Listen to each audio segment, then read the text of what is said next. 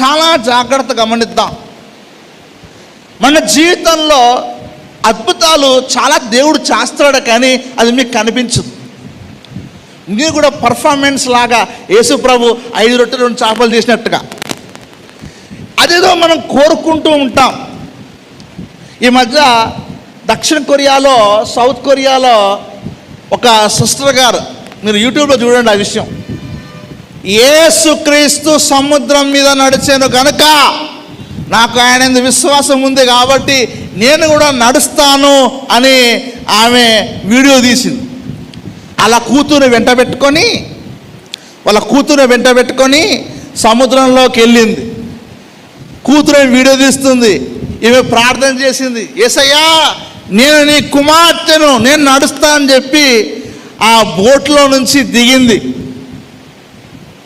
బోట్లో నుంచి దిగి ఒక కాలు పెట్టింది. కాలు మునుగుతుంది. అప్పుడు అనుకుంది, విశ్వాసంగా ఉండు అని 2-3 సార్లు చెప్పి ఇంకో కాలు పెట్టేసి మునిగిపోతుంటే కూతురు జుట్టు పట్టుకొని పైకి మళ్ళీ వచ్చింది. సముద్రముల మీద ఆయన నడుచుచున్నాడు. అవునా? అంటే దేవుడు మాత్రమే సముద్రం మీద నడవగలడు. అవునా?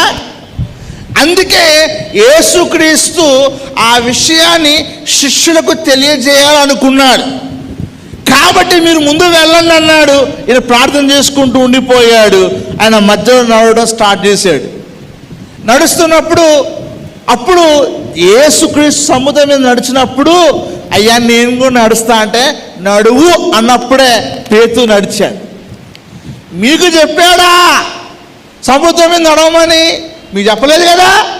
పోనీ ఆ కొరియా సిస్టర్కి ఏమన్నా చెప్పాడా దేవుడు? చెప్పలేదు. చెప్పని దాన్ని ఎత్తే మునిగిపోవడం ఖాయం. అందుకే దేవుడు చెప్పనిది ఏది కూడా మన జీవితంలో సాహసించి చేస్తే నష్టపోయేది మనమే.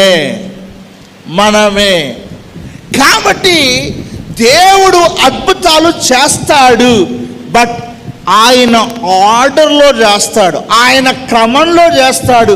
నీ జీవితంలో అద్భుతాలు